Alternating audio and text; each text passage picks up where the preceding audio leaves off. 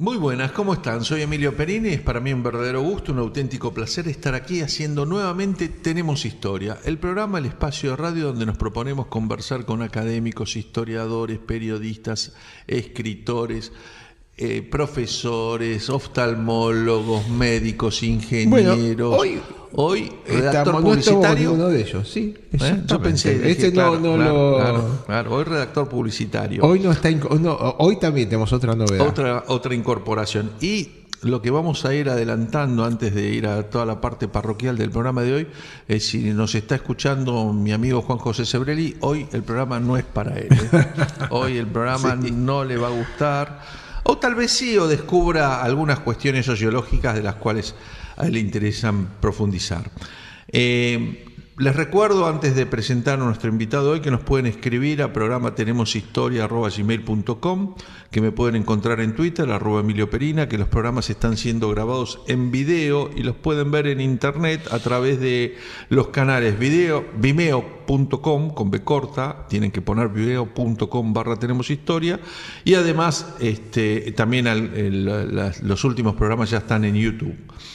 Finalmente, si no lo encuentran ni en Vimeo ni en YouTube, lo pueden buscar en Facebook a través de facebook.com/tenemoshistoria o el Facebook de Olmodiciones. Y el programa de hoy se lo vamos a dedicar a una nueva edición de Olmodiciones, que es la tercera/cuarta dedicada al tema del fútbol. Hoy vamos a estar historiando algunos aspectos de la historia del fútbol argentino 100%, debo decir en este caso. No, pero Hugo... Sí, hay algún párrafo, tenés razón. Sí, pero sabe de fútbol internacional. No, pero digo, el libro es el 80% del fútbol argentino. Sí. Y bueno, estaba la historia de la construcción de los estadios de fútbol, que fueron dos libros distintos. Dos libros distintos, una segunda versión ampliada. El libro anterior de nuestro entrevistado de hoy, que era La cancha de tu madre. La historia del arbitraje en el fútbol argentino y mundial, el Río de la Plata y mundial también. Lo tenemos nuevamente a Hugo Martínez de León presentándonos River versus Boca, a Boca versus River, una historia secreta de una rivalidad. Bueno, adelanto dos cosas. Vamos a ver si está la historia secreta de la rivalidad, y que a mi juicio hay mucho River. Por de pronto no sé por qué empieza River versus Boca y no Boca versus River, como debería ser. Y después quiero, para que identifiquen, en la tapa hay una foto de hinchas de River festejando el campeonato del 83. Y en no la se nota que son contratapa, casi foto de River. Bueno, pero si el libro de Boca es de River, el 83 solo puede ser River. Y en la contratapa, no hay cosa partidaria. No. Parece la bandera que está adelante, parece de Boca. En la contratapa lo vemos es blanco y negro, a Sergio Daniel Martínez, el Manteca Martínez, en un shot que yo creo que terminó en gol en un partido del año 92, creo. En fin, gracias por estar, Hugo. ¿Cómo estás? No, al contrario, gracias a ustedes. Muy bien, muy bien. Este va a ser un programa de arbitraje, ¿no?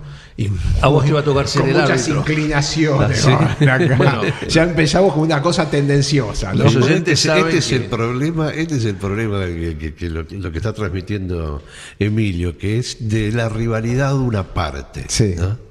Y lo que hay que ver es el conjunto, lo que hay que ver es los dos como sistema, ¿no? No lo hicimos. En realidad, la idea original mía de la tapa era poner de una tapa River Boca y la contratapa sea Boca River. Sí. Es decir, que uno pudiese verlo de los dos lados. Sí.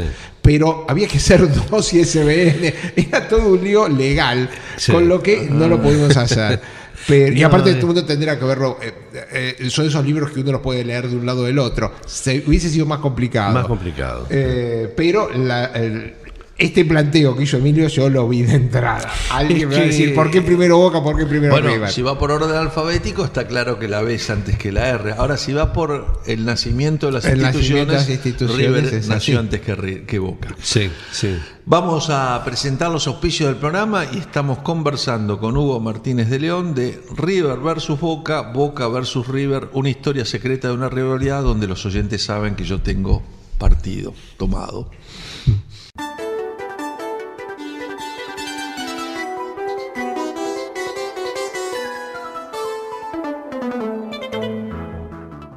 Seguimos en Tenemos Historia. Hoy estamos presentando un libro que nos trae Hugo Martínez de León, es de Olmo Ediciones, River versus Boca, Boca versus River, la historia secreta de una rivalidad, perdón. Que es interesante porque muchas veces, es decir, yo también me planteaba de chico, yo soy ignorante completo del fútbol. El que cuando había que elegir pan y queso yo era el último, un tronco completo y aparte bastante violento jugando, o sea, era peligroso.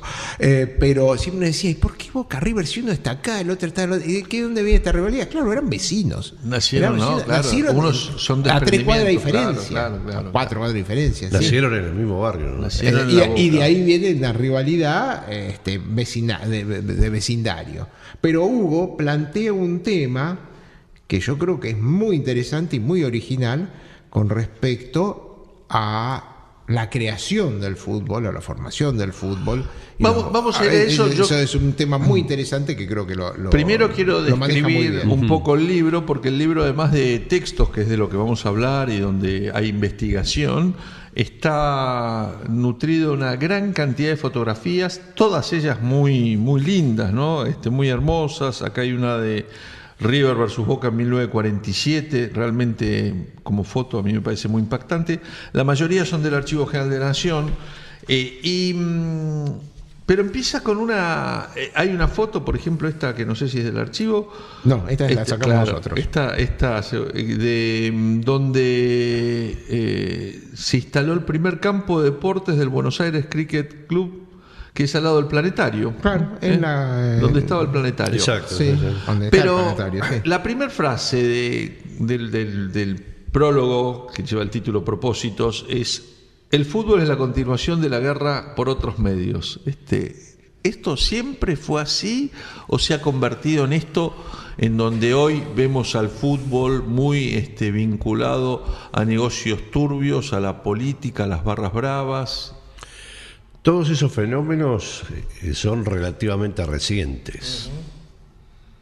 Pueden haber empezado más o menos en la década del 50, ¿no? Porque hasta el 50 y hasta los 60, si bien es cierto que había barras bravas y había dirigentes venales, también los había excelentes, también los había los Pepe altruistas algunos, sí. Uno que yo destaco mucho porque por su osadía y por su valentía, que era Antonio Vespucio Liberti, porque fue el que tuvo la visión de hacer un estadio magnífico en un lugar donde era imposible hacerlo. Él y Armando son la generación del fútbol espectáculo, ¿no? Sí. La idea del fútbol que empieza a convertirse en más cercano al show que al deporte, de alguna manera, si podemos. Claro, eso porque cuando se arranca con el fútbol se generan otras necesidades o se resuelven otros problemas. Yo creo que de todas maneras, un poco a lo que apunta a la pregunta de Emilio, es la concepción de muchos deportes nacidos en Inglaterra en la época imperial, en donde necesitaba carne de cañón, crea el esprit de corps, el espíritu de cuerpo dentro es decir, trabajar en equipo, y para ir a la guerra es mejor ya tener un equipo previo. Crea el enfrentamiento, también crea una cosa de enfrentamiento caballeresco. Ordena el enfrentamiento. Está bien esto, ordena el enfrentamiento, por eso de tener un equipo ya ordenado. Y aparte, necesitar el estado físico. Enseña de táctica y de estrategia. Sí, claro, y trabajo de equipo.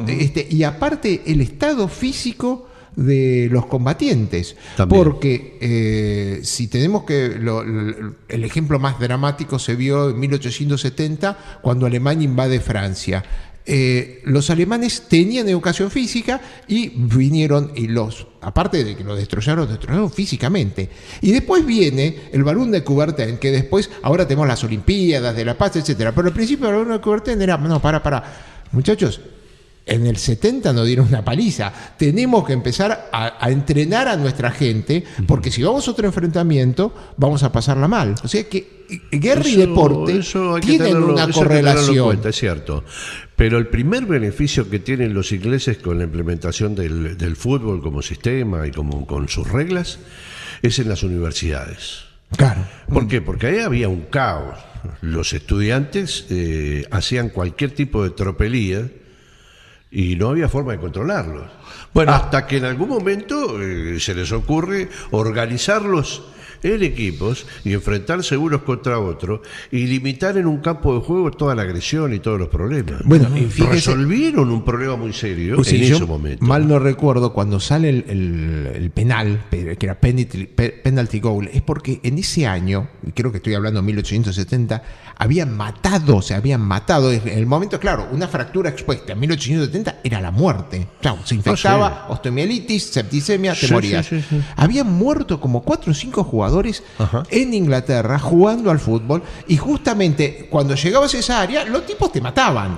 Mataban. Bueno, entonces quería ahí ir es un donde viene poquito, el tema de decir cómo lo frenamos a esto. A uno de los aportes que yo encontré en el libro, y el 26 de octubre de 1863 en Inglaterra, y esto un poco para horror de los nacionalistas argentinos que hoy en el fútbol están muy... La relación entre fútbol y nacionalismo hoy es a mi juicio lamentable, pero está muy...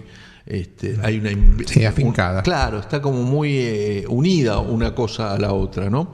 De hecho, la gente pone más banderas cuando juega la selección argentina que en las fechas patrias, lo cual es bastante vergonzoso, pero es así, es una realidad, digamos, ¿no? Pero el 26 de octubre de 1866 en Inglaterra se establecieron por escrito las reglas del fútbol, y ese mismo día se conformó la English Football Association. Entre los asistentes van a surgir discrepancias. Esto me interesó que lo contaran un poco, porque ahí descubrí que vos tenías razón, Omar, que el fútbol americano y el fútbol inglés tenían como un origen en común. ¿Qué fue lo que pasó ahí? Se separaron unos que eran de la ciudad de rugby. Se separaron de la ciudad de rugby, pero además tenían... Los representantes de la ciudad de rugby. Sí, claro. Y porque el tema era... La discusión era si se podía jugar con las manos o no. Y había algunos que decían, no, con las manos no se puede jugar, salvo uno que es el arquero. Claro, el juego se llama balón-pie. Claro, pero el fútbol era una denominación común para lo que nosotros conocemos hoy como fútbol y para el rugby. Hasta que en un momento dicen, no. Están los que dicen, juguemos con la mano y con los pies, y otros que dicen, no, son dos habilidades distintas, son dos juegos totalmente distintos. Y ahí hay un trasfondo religioso también. Como siempre pasa en Gran Bretaña y en muchas ciudades y en muchos pueblos, está la lucha entre los católicos y los protestantes. Por alguna razón, esto habría que verlo con un poquito más de detenimiento, pero por alguna razón algunos decían, no, se juega con las manos y con los pies, y se terminó. Y otros decían, se juega con los pies. Terminan siendo dos juegos distintos, terminan separándose como expresión deportiva. Y el fútbol adquiere un volumen de desarrollo y de difusión increíble. Hay que tener en cuenta que entre 1870 y 1910 el fútbol se disemina por todo el mundo. Aclaremos, por Europa y por América Latina. Por los países de influencia inglesa. Donde los ingleses iban con sus profesionales y con sus obreros a trabajar en el puerto, en el ferrocarril, menos en la India. Menos en la India. Ahora, ¿por qué no pasa eso en otros lugares? En la India, por ejemplo, donde el cricket tiene una difusión fenomenal. El polo nace de ahí. El polo es un deporte, es decir, coordinación de caballería. Sí. Pero y el cricket es un deporte, el primer deporte en la India. Sí. Pasiones. Los apasiona. Sí. Los estadios más grandes son de cricket. Se juega cricket en las calles. Sí. Es impresionante. Pero volviendo a los inicios del fútbol, la otra cosa que aparece en el libro, y leo, dice: hay indicios sostenibles y solapados que atribuyen a los masones una participación activa en la relación y difusión de las reglas del fútbol. Y se refiere a una reunión en la taberna de los francmasones, en la Francmason Tavern. Así el fútbol recogió de la masonería el espíritu de igualdad y fraternidad sin diferencia de nacionalidad, raza, ideología, religión ni género. Y más adelante hay otro párrafo que dice: de la relación entre el fútbol y la masonería También que se fundó en un local masón de la calle Queen Elizabeth 11 y que de ahí derivaría que sean 11 los jugadores y no 15 como en el rugby. Sí, es una curiosidad, ¿no? ¿Por qué son 11 y por qué en el rugby son 15? Uno está tan acostumbrado a verlo así que parece que hubiera sido lo más normal, ¿no? Pero sin embargo... Claro, ¿por qué? Bueno, tenemos sin que embargo quedó como una cosa específica así y no se movió más eso. Hasta ahora hemos hablado de fútbol y no hemos hablado ni de River versus Boca ni de Boca versus River, que es el título de este libro, La historia secreta de una rivalidad.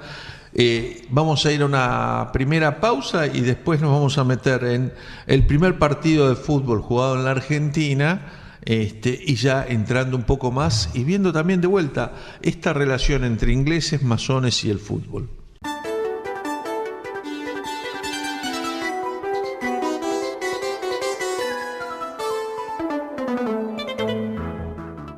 Seguimos en Tenemos Historia, nos visita hoy Hugo Martínez de León, el libro se llama River versus Boca, Boca versus River, la historia secreta de una rivalidad, lo presenta Olmo Ediciones y está lleno de fotografías y datos que llevan a muchas reflexiones sobre la época, la sociología, la construcción, esta cuestión de la intervención de la francmasonería y de los ingleses. Esto para dolor de los nacionalistas argentinos, en lo que hoy es prácticamente el deporte nacional, que es el fútbol, ¿no?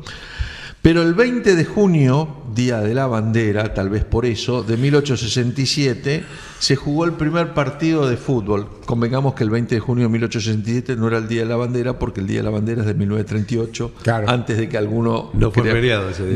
No era feriado, no. Y esto se hizo en el Buenos Aires Cricket Club. Y ahí sí jugaron los rojos versus los blancos y ganaron los rojos 4-0. ¿Por qué rojos y blancos? En general, esto se reproduce bastante en otros lugares. Recuerdo el de Colombia también, que se jugó un partido entre rojos y blancos, porque estaban habituados a dividir en función de esos colores, que son los colores del mandil. Del maestro masón, claro. Del maestro masón. Y se repartían los colores así, blanco, rojo eran los colores preferidos. Bueno, el alumni que tenía su equipo prácticamente a los Brown, entonces sí, eran ingleses o hijos de ingleses, eran todos masones. Bueno, a esto quería ir porque vos ponés que en la penúltima década del siglo XIX llega a Buenos Aires el educador Alexander Watson Hutton. Sí. Bueno, escocés. ¿Cuál es la importancia de este señor en el tema del fútbol? Un educador que viene con la mentalidad pedagógica de resolver un montón de problemas, pero también con un montón de pelotas de fútbol, infladores y otros elementos, imagino yo, relacionados con el fútbol. Vino dispuesto a difundir el fútbol en el Río de la Plata, Argentina, con toda, como si fuera una prioridad, y tuvo un éxito fenomenal. Realmente él lo hizo desde el colegio. Él lo hizo pero vos sabés que Newell, por ejemplo, el colegio San Andrews. No. El Buenos Aires English High School. Ahí es más, hay un museo de Alexander Hutton y museo de los primeros partidos de fútbol que se yo jugaron. creo que es el padre del fútbol argentino, sí, sin lugar a dudas. Pero como él, también así. vinieron otros educadores ingleses que se instalaron en otro lugar, en Rosario. Newell's Old Boys tiene ese origen a partir de un educador inglés, un educador británico. Yo no me acuerdo si digo británico, capaz. Claro, británico, porque Hutton era inglés, era escocés. Y vino también, supongo yo, que entre sus maletas con equipos de fútbol, pelotas, infladores y demás. Hacia 1887 nació el Quilmes Athletic Club, solo para ingleses, y debe ser uno de los primeros clubes de fútbol de la Argentina, el Quilmes, ¿no? Y bueno, omití decir que después del 20 de junio del 87 se había creado la Buenos Aires Fútbol Club como asociación, pero es a partir del 1 de diciembre de 1899 que un grupo da lugar primero a la Asociación del Fútbol Argentino, que va a partir del Quilmes Athletic Club, y después se crea el Argentino de Quilmes en 1899. Claro, porque ahí hay un fenómeno muy curioso. Los ingleses vienen dispuestos a difundir el fútbol con todos los elementos, y en algún momento empiezan a ver que la gente se junta en una cancha, cantidades importantes, de pronto eran 1.000, 2.000, 3.000 personas, y ellos eran un poco selectivos, no querían que se les llenara el club de gente. Yo conozco muy bien la historia del Club Lomas, porque cuando cumplió 100 años me convocaron para escribir la historia de ellos, y es un club inglés relacionado directamente con el Ferrocarril del Sur. Claro. Las sesiones del club se hacían en Constitución, porque eran todos miembros del ferrocarril, y ellos participaron en campeonatos de fútbol al principio, fueron campeones incluso, hasta que llegó un momento en que se les llenó la cancha de gente y dijeron, no, esto no es para nosotros. Y es precisamente ahí donde se vuelcan más al rugby. Se vuelcan más al rugby. Alumni cree que va como desapareciendo. Casi empezó siendo partido de equipo de fútbol, Belgrano Athletic y San Lomas. Isidro, claro, que son los fundadores incluso. Sí, pero Casi Alumni jugaban al fútbol al principio. Claro, cuando se hizo demasiado, empezaron a restringirlo y pasaron a jugar al rugby. Porque además era restrictivo, y por otro lado, ahí empiezan a fundarse los equipos que eran contrarios a los ingleses. El Quilmes Athletic Club tiene como contrapartida el Argentino de Quilmes. Claro. Nosotros somos argentinos. Y esto pasa, por ejemplo, en España pasa lo mismo. El Barcelona, que era un club inglés, tiene como contrapartida el Español de Barcelona. Todos, ahí empieza un poco el nacionalismo. Muy interesante este punto. Bueno, en los albores del siglo XX se crearon Gimnasia y Esgrima de La Plata, Banfield, Estudiantes de Buenos Aires, Lomas Athletic Club, el Central Argentino Railway Athletic, que va a ser Rosario Central luego, y el Alumni de los hermanos Brown, al cual ya hiciste referencia, que eran todos masones. Todavía no habíamos entrado en Boca River, pero acá aparece en la calle Suárez 465 de la Boca. Nacen estos muchachos equivocados.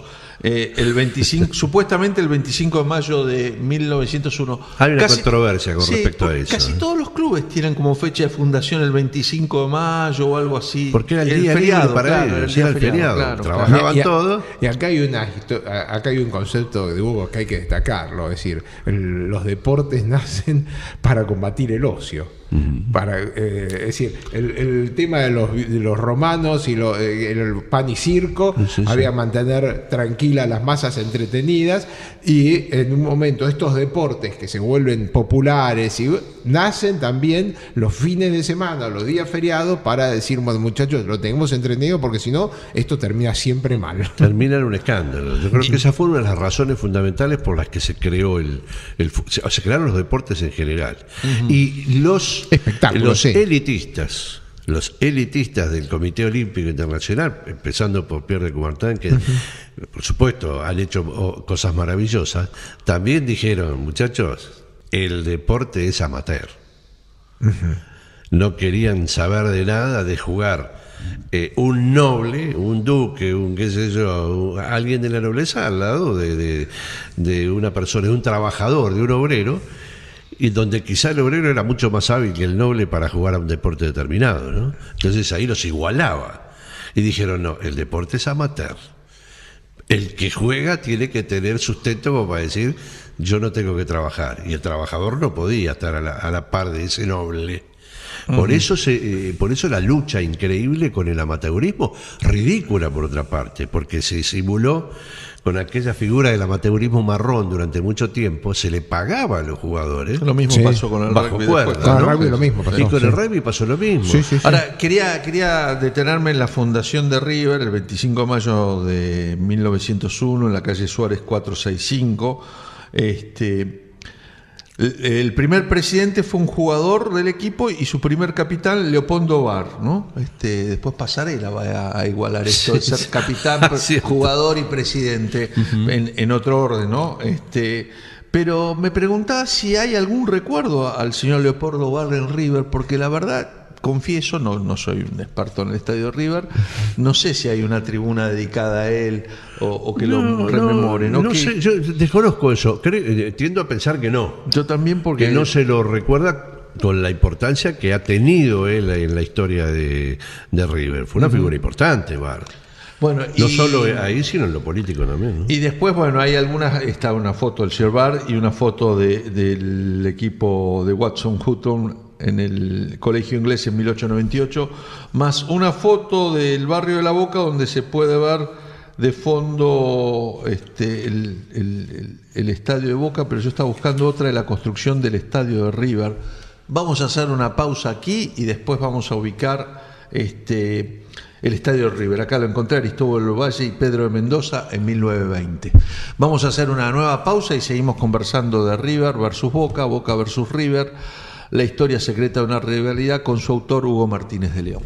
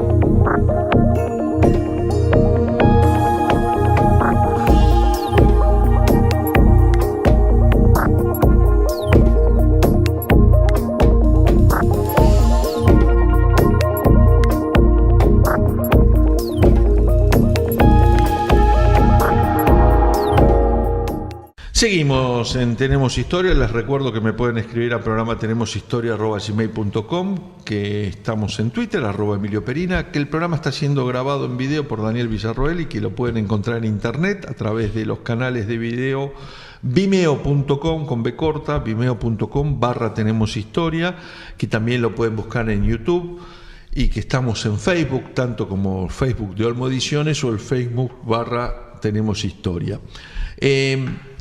El libro, que tiene unas fotos bellísimas de la construcción del estadio de River, la vista del estadio de River en La Boca todavía. En La Boca. Las calles Pinzón, Gaboto, Aristóbulo del Valle y Pedro Mendoza, 1920, ahí estaba la cancha de River. Son inundables. Dice claro. Los clubes más populares de la Argentina, Boca y River, acá insiste con poner primero a River siempre. Yo creo que el autor tiene algo con River. El Compartieron. hincha de Vélez, así que pero estamos pero estamos todos divididos, es verdad. Por más que uno tenga su club, yo creo que si hay un Boca River, hay algunos corazoncitos que se van para Boca y otros corazoncitos que se van para River, aunque uno haya estado del otro lado. Es muy lograda. Hay una grieta y esta es parte de la grieta, Boca River. Es muy lograda esta frase porque explica muchas cuestiones que se tratan en el libro. Los clubes más logrados de la Argentina, River Plate y Boca Juniors, compartieron como buenos mellizos la gran incubadora del puerto de Buenos Aires, que para el momento de los respectivos alumbramientos estaba en la boca del riachuelo. Eso explica en parte por qué nació en La Boca y explica también por qué muchos clubes de fútbol tienen vinculaciones con ferrocarriles, con puertos, con el comercio exterior. 3 de abril de 1905, y no me pongo de pie porque el micrófono me queda lejos, en la década donde además se fundaron no menos de 300 clubes, tomaron la iniciativa un grupo de hijos de italianos y vecinos de La Boca: Esteban Baglietto, Alfredo Scarpati, Santiago Pedro Sana, Tomás Movio, los hermanos Juan Antonio y Teodoro Farenga, Luis, etcétera, etcétera, etcétera. Muchos de ellos alumnos de la Escuela Superior Carlos Pellegrini, para que vean qué nivel tenía Boca. Ellos son los que, mira vos, y el director del colegio, Santiago Fitzsimon, la familia Fitzsimon, hay Fitzsimon en la publicidad, todavía son familias muy arraigadas en la Argentina. Yo quería preguntarte un poco, bueno, ¿por qué River se va de Boca y cómo nace esta rivalidad? Que vos prometés contar la historia secreta, y en parte, claro, el hecho de ser rivales y hermanos, como diría Jaime Ross. Es cierto. Es increíble porque River y Boca son, o Boca y River son los rivales. Los rivales más importantes del fútbol en Argentina. Racing era un equipo mucho más importante que cualquiera de los dos. Y podía haber sido Racing contra otro, no sé cuál. Independiente. Pero no era Independiente, porque Independiente venía muy... recién en su etapa de fundación tuvo que remar mucho para llegar a lo que después fue. Pero Racing era un equipo para ser el más importante de Argentina. Que además tenía los colores de la patria, digamos. Mirá, también es cierto, sí, eso es cierto. Y sin embargo, la rivalidad creció entre Boca y River. En primer lugar, me parece un elemento importantísimo que River se haya mudado de la Boca. Porque esto implicaba que sus triunfos, sus logros deportivos, se trasladaran desde la Recoleta, digamos, hasta la Boca, en una caravana que llegaba como hijos pródigos a la Boca para celebrar en la cara de sus rivales. Eso claro, por un porque lado, ¿no? la primera mudanza de River, conviene recordarlo, fue a Tagle Libertador. Donde hay una placa, hay un monumento ahí. Tagle, que fue Tagle Libertador. Y es impresionante la foto porque uno mira en los alrededores y no hay nada.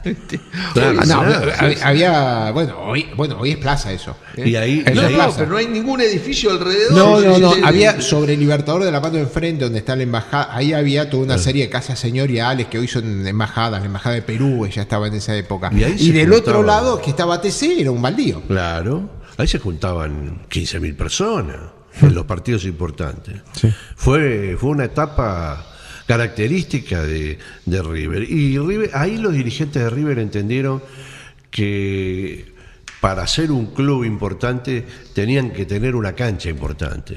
Que como además tenían problemas con ese predio, porque se inundaba. No, pero además no le renovaban el contrato, toda una historia. Eso, ¿qué quiere decir? Que ya sabían que tenía una vida limitada en ese lugar. En esa primera década leí por ahí en el libro que River tenía una tremenda superioridad sobre Boca en que le ganaba más partidos. Sin embargo, en el fútbol amateur Boca tiene más títulos que River, bastantes más. Sí, pero no siempre jugaron en las mismas ligas. Había dos ligas diferentes. Okay.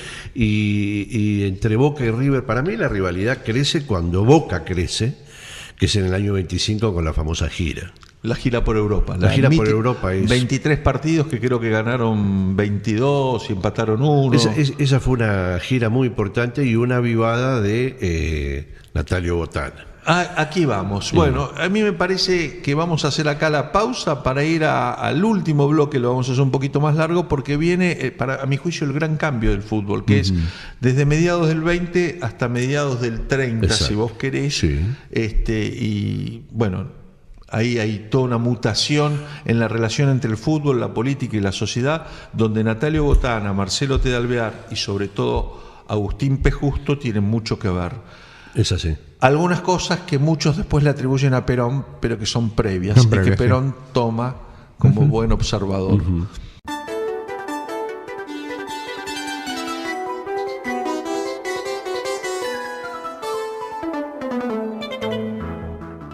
Último bloque del programa de hoy de Tenemos Historia. Estamos conversando con Hugo Martínez de León, River versus Boca, Boca versus River, y habíamos prometido hablar del gran cambio del fútbol en su relación con la política y con la sociedad.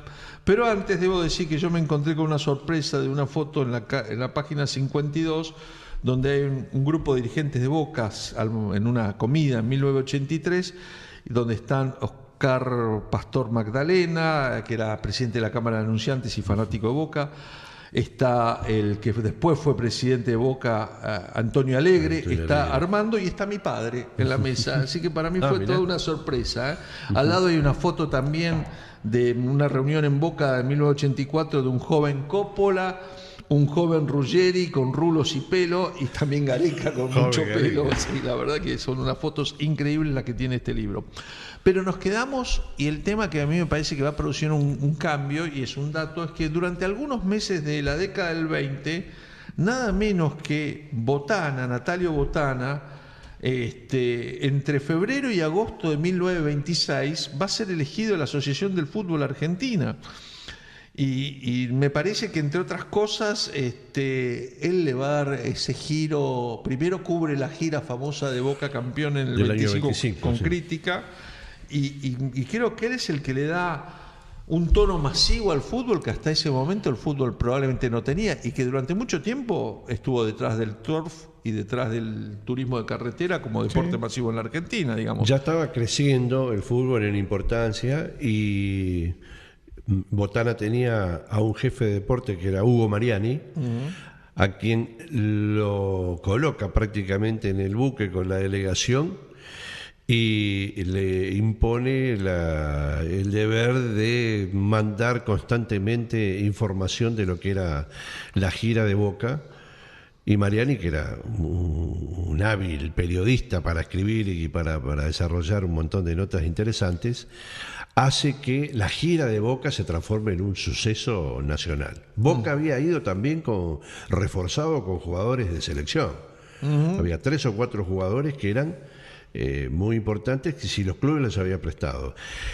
Hubo mucho rechazo en ese momento porque decían que eso afectaba al campeonato local, pero Botana apuntaba a que el fútbol fuera creciendo en importancia y se fuera profesionalizando. Es año 25, falta todavía para el profesionalismo algunos años. Faltan 6 años y faltan 5 para el primer mundial. Y falta poco para el primer mundial de Montevideo en Exacto. 1930. A mí me interesó lo de Botana porque Botana es el gran amigo de Justo, ¿no? También Botana tiene que ver con el mito de Carlos Gardel y todo el recorrido que hace el cadáver de Gardel después de Medellín, y uno Sí. descubre cómo Botana fue moldeando esa política. En esos mismos años, en el mismo año 24-25, hay una foto que es Marcelo T. de Alvear dando el puntapié inicial en la cancha de Boca en 1924. En un partido que probablemente sea el broche de oro del Laudo Alvear, que era el que juntaba las 2 ligas Ajá. de fútbol, Ajá. a partir de una acción del propio Alvear, ¿no? Bueno, a mí me parece que Botana no estaría lejos de esta cuestión, teniendo en cuenta que en ese momento el ministro de Guerra de Alvear era Justo, que después iba a ser presidente, digamos, ¿no? No, probablemente tuviera mucho que ver. Sí, era muy importante. Esta cancha de Boca de 1924 está ubicada en el mismo lugar de la actual Bombonera, ¿o era otra? Creo que era otra, ¿no? No, ¿Ah, no? yo creo que era la misma. ¿Sí? El mismo... El mismo Ah, predio. sí, Bransen, sí, del crucero, discúlpeme, sí. Después era de Después madera, hay las otra, tribunas. hay otra en la cancha con tribunas de madera. Con tribunas de madera en 1933. 33, ¿no? Después hubo varios proyectos para agrandar la Bombonera y demás, pero no prosperaron porque estaban pegados a esa cuadra donde los propietarios no accedieron a venderla, ¿no? Exactamente, que sigue siendo el problema del día Sigue de siendo hoy. el problema que algún día lo van a resolver. Y hay una foto de la construcción de la Bombonera que termina siendo inaugurada el 25 de mayo de 1940 en un partido con San Lorenzo. Pero la construcción, la piedra fundamental, se pone el 19 de febrero de 1938. Todavía gobierno de Justo. De Justo. ¿O Justo terminaba Justo o ya había empezado ¿Y cómo era Ortiz? Ortiz. No, en febrero, creo que fue el no, todavía 38 o Justo. 39. Todavía Justo. Y sí, el sí. presidente de Boca, no sé, no me acuerdo si dice ahí, ahora no tengo presente el nombre, era el yerno de General Justo. Bueno, además el general Justo claramente fue, al igual que Macri, ingeniero hincha de Boca. Ajá, sí. Son 2 características: ingeniero recibido en la UBA e hincha de Boca. Pero sin duda este es el momento donde el fútbol se convierte en masivo y empieza a establecer estas relaciones con la política, que después, y acá tengo que citar el libro que compiló Hernán Rein, La cancha peronista, donde uno ve cómo desde el Estado, empezando por la presidencia de Justo y después continuada por las presidencias que lo suceden, Sí. Ortiz, el Gou Castillo. y Perón, todos ellos, Castillo, Farrell. el Gou, Farrell y Perón, Sí. difunden y promueven Ramírez. el deporte con créditos a clubes de fútbol. No es verdad que solo Racing recibió plata, recibieron plata casi todos los clubes. No, recibieron antes. Bueno, Algunos lo devolvieron y otros no, esa es la diferencia. River pero- lo devolvió y recibió un y préstamo muy Racing importante. lo devolvió, eso me consta también. Pero justo en su momento participó y lanzó una campaña de socios masiva de Boca, siendo presidente, y a él le dieron el carnet número 1 en ese Ajá, momento. sí. Así que es No, justo no, era el socio de fútbol- Boca. en la política siempre husmeó en el fútbol una serie de intereses y como para desarrollar carreras políticas ahí, seguro. Bueno, siempre hubo interés. Estamos salteando por razones de tiempo a Barallo, a la máquina de River, una Sí, cantidad de jugadores, bueno, hay todo una- eso está contado en el libro con lujo de detalle, pero ya en el año 37 nacen los grandes. eso Nacen los 5 eso. grandes. Es Eso el- también tiene que ver con la política, ¿no? A ver, ¿cómo es eso? Porque había que diferenciar. Los clubes decían, pero no somos todos iguales. Y entonces establecieron una diferencia. Equipos que tuvieran más de 15.000 socios, que hubieran salido campeones, y que tenían otra condición, que hubieran salido campeones, que tuvieran más de 15.000 socios, esas dos eran elementales. Se transformaban, tenían 3 votos en la asociación. Y esas condiciones las reunían 5 equipos, que son los 5 grandes. Ujú. Bueno, Los demás, los demás siempre venían a la cola porque tenían un solo voto y siempre hubo hijos y antenados en la AFA, ¿no? quiero destacar de vuelta el tema de las fotografías, no porque muchas de ellas sean del Archivo General de la Nación, sino porque realmente hay una foto del ingreso al Monumental de Núñez en 1938, donde uno ve que en realidad estaba en un suburbio, era un descampado, Era no un hay casi descampado. casas alrededor, Bueno, es una ganado el cosa río, es tierra ganada del río, impresionante. Tierra ganada del río. Fue Se discutido, llega a fue ver el discutido edificio eso. que era de obras sanitarias y que ahora es de una Claro, universidad, sí. y después hay, no sé, 20 casas, un par de fábricas y nada más. Y para el otro lado suburbio. del Libertador, para el lado de Cabildo, digamos, que era todo un descampado también, Liberty genera que los propios jugadores de River, compren terrenos y edifiquen su casa en lo que se llama el barrio Núñez hoy, Claro. ¿no? Donde Bueno, está... le vamos a dar al programa de hoy, nos quedan 5 minutos.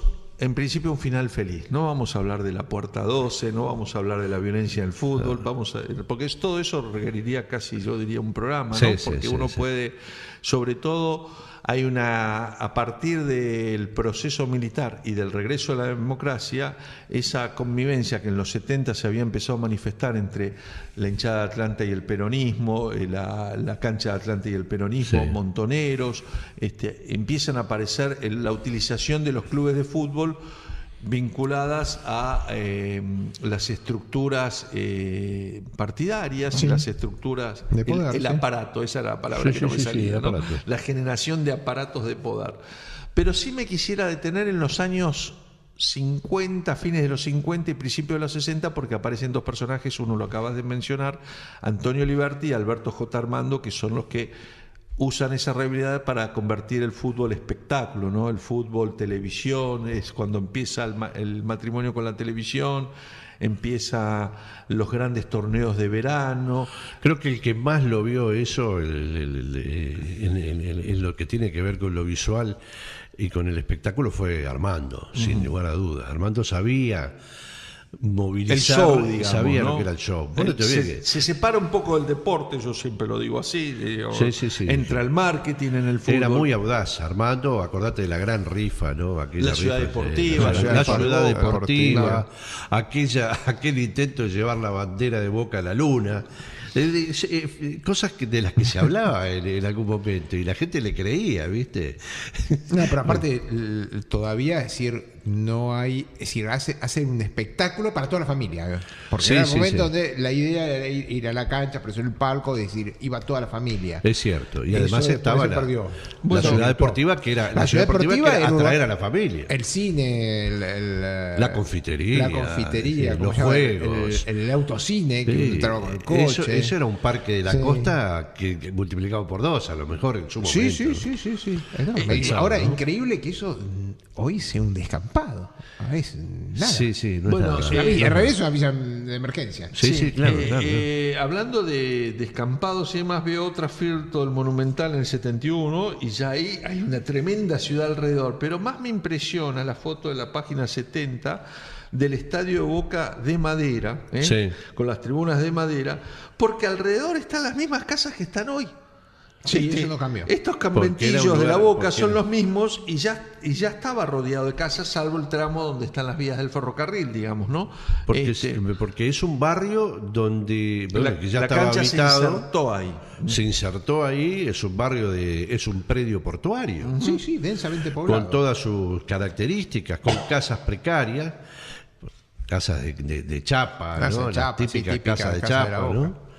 El estadio de Boca siempre lo cuento que tiene esa forma tan peculiar porque está construido sobre el espacio de 3 hectáreas cuando los estadios se hacen sobre 4 y ganó un concurso nacional de arquitectura. El arquitecto es el mismo que hizo el Abasto. Sí. Y además con esa tan empinadas las tribunas. Porque no había espacio no para, había espacio, para lo hacerlas resolvió de otra manera. lo resolvió un poco espacio. Como ¿no? un circo romano. Sí. Bueno, es increíble la cantidad de cosas que uno puede encontrar desde las relaciones con la masonería, con los ingleses. Hay varios capítulos dedicados sobre el final del libro a los periodistas. Aparecen un joven Marcelo Araujo y un joven Enrique Macaya Martes haciendo fútbol de primera por Canal 7 por primera vez. Sí. Es increíble, Emilio, cómo acá falta alguien hubo que yo quiero mucho. Te voy a hacer otro reclamo. Ya le he hecho varios, pobre. Está el Gordo Muñoz. Pero no está Julio Ricardo, que fue uno de los primeros en transmitir Julio fútbol Ricardo, ¿verdad? con López Horacio Pájaro. Ayelo, Sí, con fue Horacio maestro Ayelo. de él. Claro, fue mi maestro. Fue de maestro, escuela, mirá. Que anda dando vueltas por acá. Le mandamos un gran Que abrazo. tuvo Julio. una larga trayectoria, Sí, ¿cierto? ¿no? pero los primeros partidos en Canal 13, el relator era Julio Ricardo. relator era Julio Ricardo, En la claro. década del 60, cuando era maestro mío de Estaba escuela.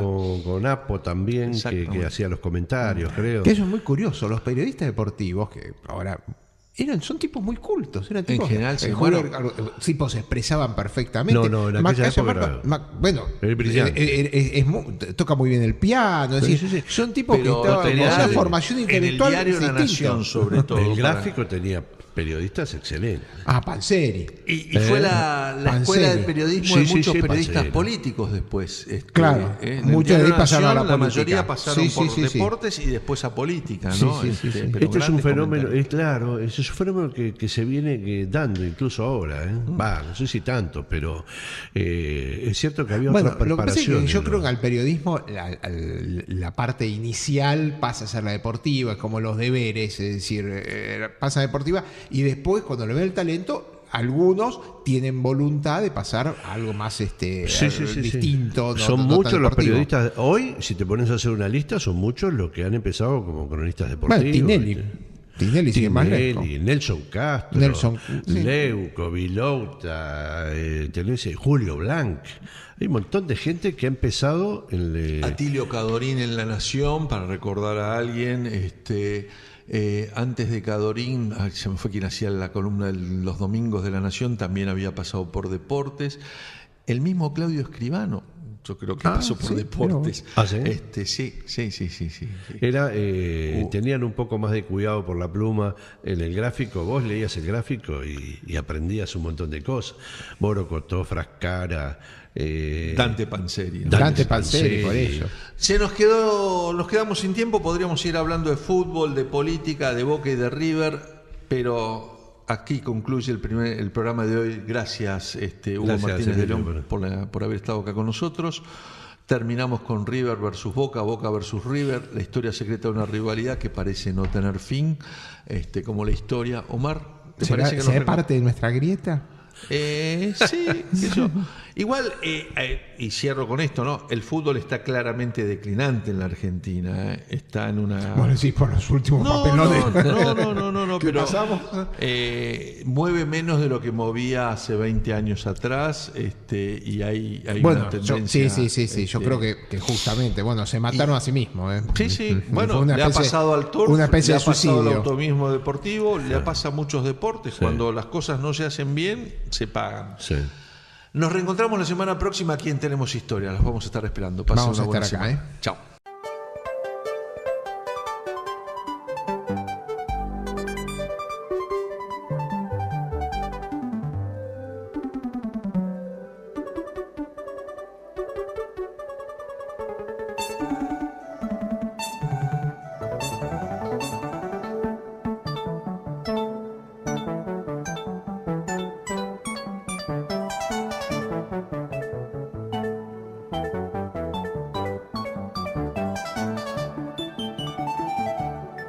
Thank you.